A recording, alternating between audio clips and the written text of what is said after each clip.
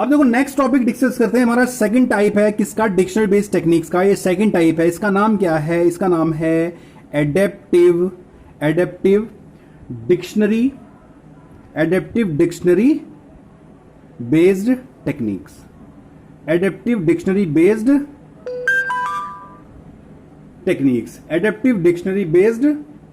Techniques. Okay, so देखो ये technique है हमारे पास। तो इसमें जो है कई एल्गोरिथम्स हैं जो बहुत इंपॉर्टेंट है, ठीक है, जो एग्जाम में बार बार पूछी जाती हैं, जिनमें से एक एल्गोरिथम का नाम है LZ77 एल्गोरिथम, एक एल्गोरिथम का नाम है LZ78 एल्गोरिथम, एक एल्गोरिथम का नाम है LZW एल्गोरिथम। ये तीन एल्गोरिथम है जो हमारे एडेप्टिव बेस्ड डिक्शनरी टेक्निक्स में बहुत पॉपुलर है और एक बार बार एग्जाम में पूछी जाती हैं। तो अभी हम इसको डिस्कस करते हैं। पहली एल्गोरिथम को, इसका नाम है LZ77 technique, LZ77 technique. Okay, तो LZ77 टेक्निक को डिस्कस करते हैं। पहले एडेप्टिव को समझ लेते हैं। अभी जैसे मैंने डिस्कस किया था कि डिक्शनरी, स्टैटिक डिक्शनरी क्या कहती है कि डिक्शनरी पहले से फिक्स हो जाएगी, मतलब उसके अंदर कितने लेटर्स हैं वो स्टैटिक रहेंगे, चेंज नहीं होंगे, एक बार बना लिया, ठीक है। अब उसी को फिर यूज करके हम हमारे कोड को, जो हमारा मैसेज है उसको कोड वर्ड्स असाइन करते जाते हैं, ठीक है। लेकिन इसमें क्या होता है, एडेप्टिव मींस चेंज होना, डायनेमिकली चेंज होना, ठीक है। तो इसका साइज फिक्स नहीं है, as per the requirement, as per the demand of the message, the size of the dictionary, the contents of the dictionary will keep changing on the basis of the message. तो जैसे जैसे message आगे बढ़ता जाएगा, हमें लगता है कि भाई अभी ए बार बार आ रहा है तो ए के हिसाब से डिक्शनरी बनेगी। मान लीजिए फिर ए का हटा के BC या CD या AB, ऐसे कर कॉम्बिनेशन डिफरेंट चेंज हो रहे हैं आगे मैसेज में। तो इसमें देखो बेनिफिट ये है कि अगर देखो आपका मैसेज कंटिन्यूअसली चेंज होते जा रहा है बार बार, ठीक है, फिक्स पैटर्न पर नहीं बना हुआ है, तो फिर स्टैटिक डिक्शनरी काम कर लगाएंगे ना तो उसमें साइज घटेगा नहीं, बढ़ जाएगा। तो डिक्शनरी बेस्ड टेक्निक्स यहां पर हमारे लिए हेल्पफुल हो सकती हैं। तो देखो LZ77 टेक्निक क्या कहती है, LZ77 टेक्निक ये कहती है कि इसमें देखिए, इसमें देखो एक दो चीजें होंगी इंपॉर्टेंट, उनको हम समझ लेते हैं क्या क्या है, ठीक है। एक होता है सर्च बफर, ठीक है, ये हमारा जो डिक्शनरी है, इस डिक्शनरी को हम दो पार्ट में डिवाइड करते हैं। तो इसमें जो डिक्शनरी होती है एक ऐसे करके रो के फॉर्मेट में होती है, ठीक है। इसको दो पार्ट में डिवाइड कर लेते हैं। आपको जो है डिक्शनरी का, जो इसको हम विंडो बोलते हैं, ठीक है, ये विंडो का साइज बोल दिया जाता है। यहां पर जो डिक्शनरी होती है उसको हम विंडो बोलते हैं। विंडो का साइज आपको दिया जाता है कि भाई विंडो जो है, विंडो का जो साइज है वो आपको दिया जाएगा। जैसे मान लिया आपसे कहा गया भाई 15, विंडो का साइज 15 मींस कि एक बार में हमारी विंडो में कितने लेटर्स आएंगे, 15 लेटर आएंगे। 15 लेटर जो है हमारे एंटर करेंगे, ओके। और इसको विंडो को हम दो पार्ट में डिवाइड करते हैं, ठीक है। एक पार्ट को हम बोलते हैं क्या, सर्च बफर, इसको हम बोलते हैं सर्च बफर। और जो दूसरा पार्ट है हम इसको क्या बोलते हैं, इसको हम बोलते हैं लुक अहेड बफर। एक होता है सर्च बफर और एक होता है लुक अहेड बफर। तो देखो ये भी आपको डायरेक्टली इनडायरेक्टली दिया जाएगा क्वेश्चन में कि भाई आपका जो विंडो है 15 का है, उसमें जो सर्च बफर है वो 7 है। सर्च बफर मान लीजिए 7 है, तो ऑब्वियसली लुक एट बफर कितना बचेगा, 8 बचेगा। तो जो विंडो है इसमें आप 7 जो बॉक्सेस है इधर बना लेंगे, 2, 3, 4, 5, 6 और 7। तो देखो ये हमारा ये क्या हो गया, सर्च बफर। और जो बाकी के जो 8 बॉक्सेस हैं वो इधर आ जाएंगे, 2, 3, 4, 5, 6, 7 और 8। ओके, तो हमारे पास 8। ऐसे करके हमारा जो LZ77 एल्गोरिथम शुरू होता है, ठीक है। अब देखो हमारे जो लेटर्स हैं, जो मैसेज, जैसे मान लीजिए आपको मैसेज मिला हुआ है, आपको जिसको एनकोड करना है ABCABCA, ऐसे करके आपको कोई मैसेज दिया गया है। तो आपका जो मैसेज है वो राइट हैंड साइड से इस विंडो में एंटर करता है। ये एंट्री पॉइंट है, राइट साइड से यहां से हमारा मैसेज एंट्री करता है और एंट्री करके ये इधर की तरफ ऐसे बढ़ के और एनकोड होकर यहां से निकलता जाता है, ठीक है। तो यहां से देखो एंटर करेगा ओरिजिनल फॉर्म में और यहां से जब निकलेगा किस फॉर्म में निकलेगा, एनकोडेड फॉर्म में निकलेगा, ठीक है। तो अब एक्चुअली जो हमारा डिक्शनरी वाला जो मेन पार्ट है वो ये वाला पोर्शन होता है, सर्च बफर वाला। ये हमारी मेन डिक्शनरी की तरह काम करती है। और ये डिक्शनरी जो है मतलब कि इसके अंदर जो है जो लेटर्स आते जाते हैं उनके कोड वर्ड्स ऑलरेडी बन चुके होते हैं। उन बने हुए कोड वर्ड्स को हम लोग यूज करते रहते हैं नए सिंबल्स को एनकोड करने के लिए। अब आप देखो ये जो आगे बढ़ता रहता है, तो जो सिंबल्स एनकोड हुए, एनकोड होने के बाद हमारे पास उनके कोड वर्ड्स रखे हुए हैं, उनको हम यूज करेंगे। फिर उसके बाद जब ये फिल हो जाएगा, इधर से एंटर करेंगे तो लेटर्स यहां से बाहर निकलने शुरू हो जाते हैं। तो जो ये डिक्शनरी है, जो सर्च बफर है, या हम विंडो का जो पार्ट बोल रहे हैं इसको, इसके अंदर जो कंपोनेंट्स हैं वो चेंज होते रहते हैं on the basis of the size जो हमारा मैसेज है, मैसेज के बेस पर ये चेंज होते रहते हैं, ठीक है ना। अब देखो यहां पर दो तीन चीजें हैं जिनका यूज होता है, उनको समझ लेते हैं। यहां पर देखो जो कोड है कैसे बनता है, तो यहां पर जो कोड है वो बनता है 3 फॉर्मेट को यूज करके, OLC। देखो ये 3 चीजें रखी जाती हैं एक लेटर को या कॉम्बिनेशन ऑफ लेटर्स को जब हम एनकोड करते हैं, OLC। यहां पर हम O को क्या बोलते हैं, ऑफसेट।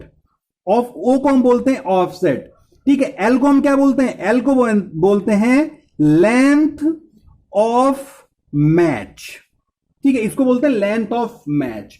और C क्या बोलते हैं, C होता है code word, code word for corresponding symbol. ये 3 चीजें हैं, देखो आप इनको अगर समझ लोगे तो आपके लिए क्वेश्चन बहुत आसान हो जाएगा। इन्हीं तीनों को, मतलब कि जब हम कोड वर्ड किसी लेटर को या कॉम्बिनेशन ऑफ लेटर को, ठीक है, यहां फिक्स नहीं है कि भाई एक लेटर को कोड वर्ड देना है या 2 को देना है, ये डिपेंड करता है कि हमारा क्या सिनेरियो बन रहा है। मान लीजिए आपको एक लेटर बन रहा है तो 1 को देंगे, 2 लेटर बनने के कॉम्बिनेशन बन रहे 2 को एक साथ दे देंगे। कभी कभी ऐसा होता है कि 4 लेटर का कॉम्बिनेशन बन गया तो चारों लेटर को हम एक साथ कोड वर्ड असाइन कर देंगे, और उन चारों लेटर को जब कोड वर्ड असाइन करेंगे वो इस OLC के थ्रू करते हैं, OLC के थ्रू करते हैं। अब देखो इसको समझते हैं ऑफसेट क्या होती है। देखो ऑफसेट का मतलब होता है, देखो अब थोड़ा सा एग्जांपल ले लेते हैं। मान लीजिए यहां पर जो हमारे लेटर्स आए और ये लेटर जो है यहां से एंटर करना शुरू करते हैं, तो यहां पर देखो ये A B ऐसे लिखा ना, तो यहां पर A आ जाएगा, ऐसे करके 1 बाय 1 खिसकते जाते हैं इधर की तरफ। तो मान लीजिए हमने ये मैसेज जो है हमारे ऐसे इधर से एंटर करते करते करते करते यहां तक पहुंच गए, ओके। तो देखो मैं थोड़ा प्रोसेस आपको बताता हूं, OLC का कंसेप्ट थोड़ा बाद में बताऊंगा, पहले आप इसको समझो, ठीक है। मैसेज यहां से एंटर करते करते यहां तक पहुंच गए, मतलब ये विंडो के लास्ट पॉइंट तक आ गए, यहां तक, ठीक है। तो A B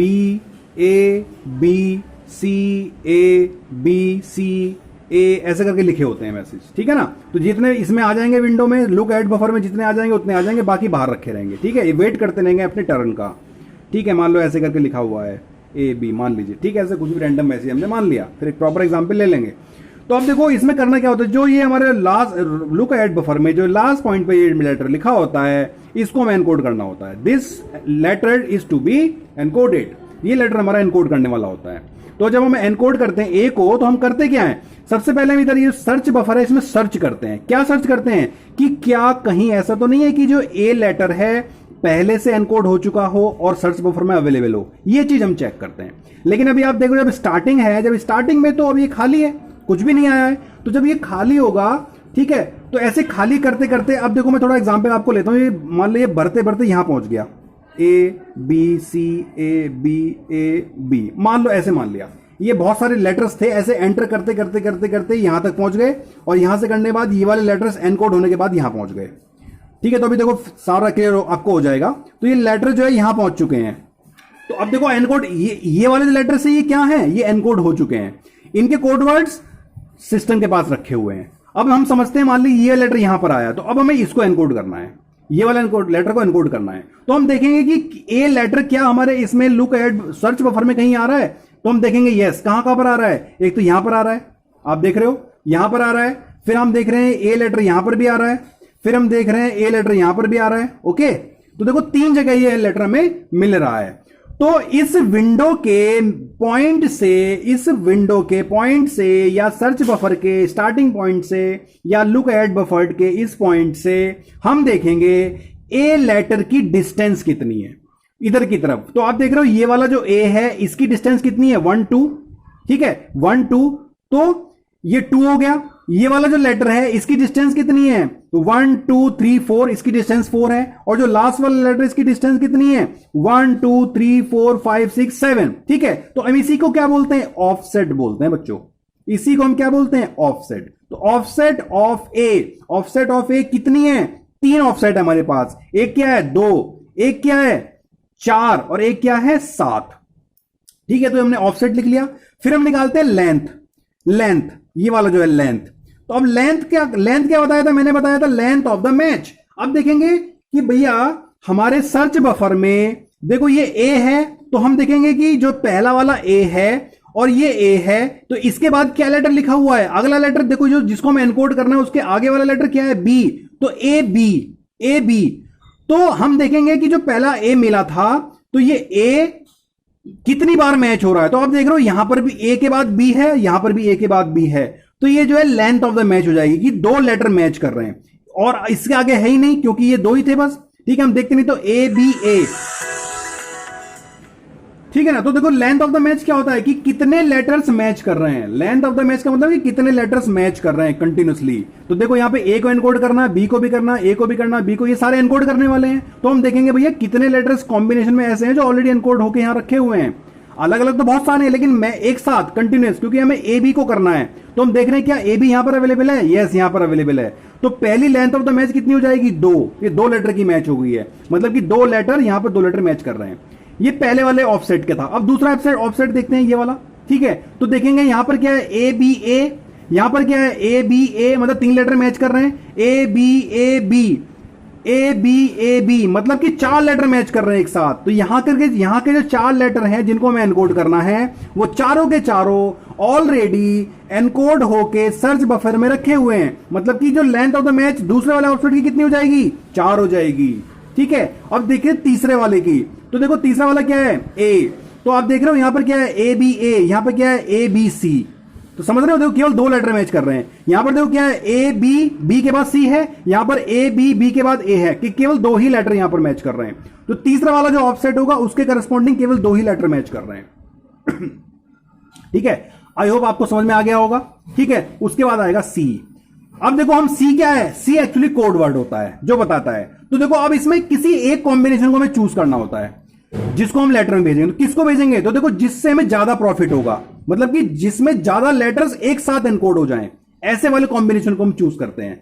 तो देखो हम क्या इसको चूज कर सकते हैं, देखो ये क्या ये वाले ऑप्शन को चूज कर सकते हैं। इसमें केवल देखो दो ही लेटर हम देखेंगे, जिसमें लेंथ ऑफ द मैच सबसे ज्यादा होती है, जिसमें लेंथ ऑफ द मैच सबसे ज्यादा होगी उस वाले कॉम्बिनेशन को हम चूज करते हैं, क्योंकि एक साथ बहुत सारे लेटर्स एनकोड हो जाएंगे, बहुत हमारी हेल्प हो जाएगी।